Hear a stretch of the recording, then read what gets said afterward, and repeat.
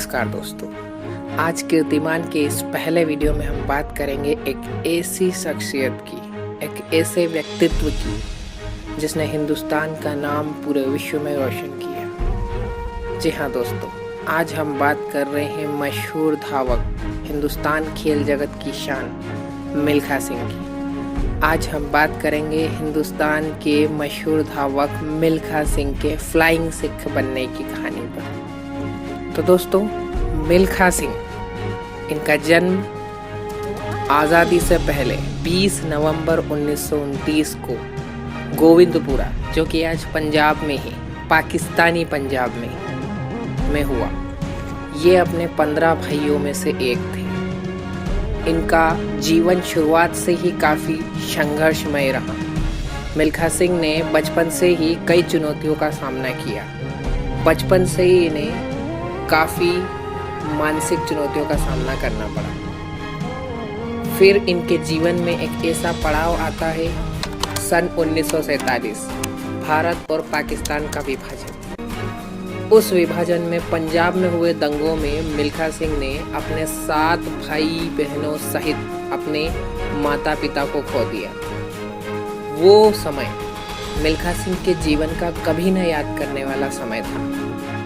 उस दंगों में शहीद मिल्खा सिंह के पिता के आखिरी शब्द थे, भाग मिल्खा भाग, जो मिल्खा सिंह के आगे के जीवन के लिए प्रेरणा बने।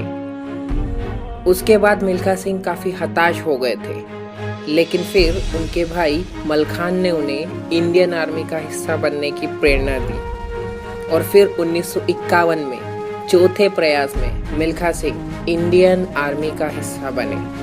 बाद में उनके कौशल को देखते हुए उन्हें स्पोर्ट्स ट्रेनिंग के लिए आगे भेजा गया और इसी के साथ शुरुआत हुई मशहूर खेल धावक मिल्खा सिंह की कहानी की। मिल्खा सिंह धीरे धीरे उभरते हुए सितारों में अपना नाम शुमार कर रहे थे और फिर आता है 1956 का मेलबोर्न ओलंपिक्स।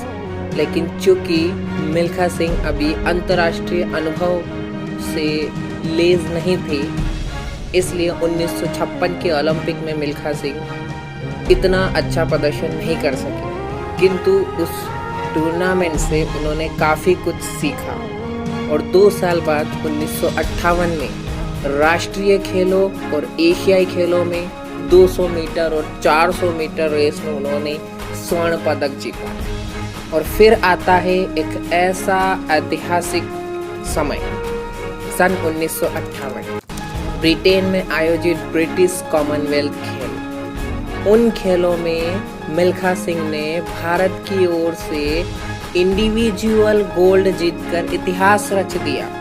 मिल्खा सिंह पहले ऐसे व्यक्ति थे जिन्होंने कॉमनवेल्थ खेलों में इंडिविजुअल एथलेटिक्स में गोल्ड जीता था।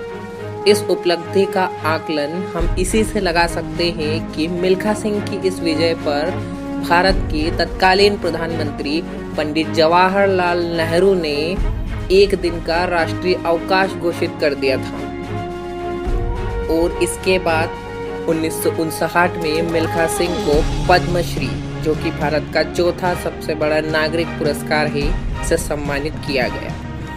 इसके बाद मिल्खा सिंह के जीवन में एक ऐसा समय भी आता है जिसे मिल्खा सिंह कभी याद नहीं करना चाहते हैं, 1960 का रोम ओलंपिक। इस ओलंपिक में मिल्खा सिंह पर पूरी दुनिया की नज़रें टिकी हुई थी। इस ओलंपिक के फाइनल तक पहुंचने वाले मिल्खा सिंह भारत के पहले व्यक्ति थे, लेकिन इस फाइनल में मिल्खा सिंह पहला, दूसरा या तीसरा नहीं बल्कि चौथा स्थान प्राप्त किए थे।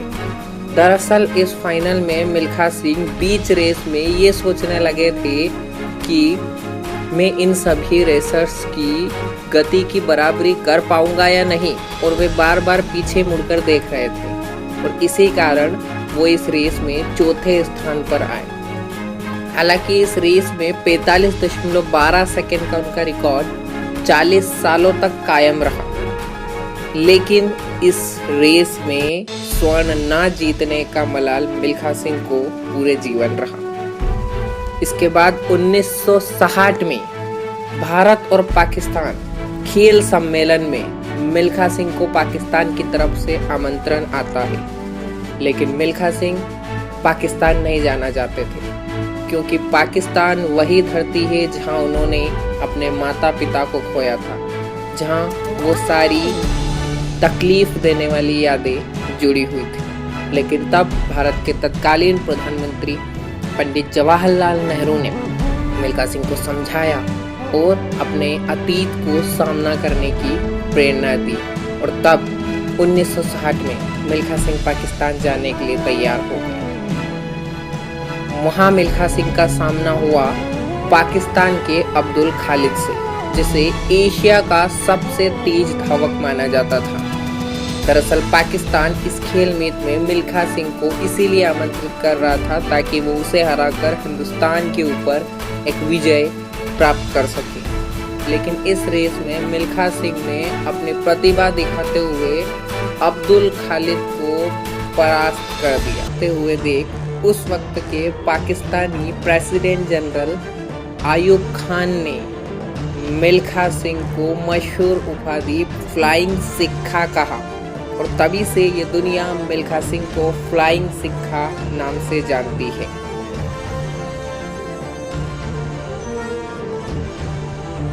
उसके बाद 1962 में फिर से मिल्खा सिंह ने एशियाई खेलों में स्वर्ण पदक जीता।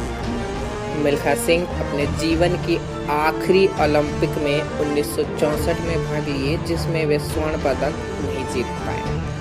इसके बाद मिल्खा सिंह ने खेल से संन्यास ले लिया, लेकिन वह भारत में खेल को बढ़ावा देने की अपनी मुहिम में जुड़े रहे। और फिर आता है एक ऐसा दिन 18 जून 2021, जब भारत ने अपना सबसे नायाब हीरा मिल्खा सिंह खो दिया। आज मिल्खा सिंह हमारे बीच नहीं रहे, लेकिन उनकी जीवन में हमेशा संघर्ष करने की प्रेरणा लाखों करोड़ों भारतीयों के हृदय में हमेशा बनी रहेगी। जय हिंद।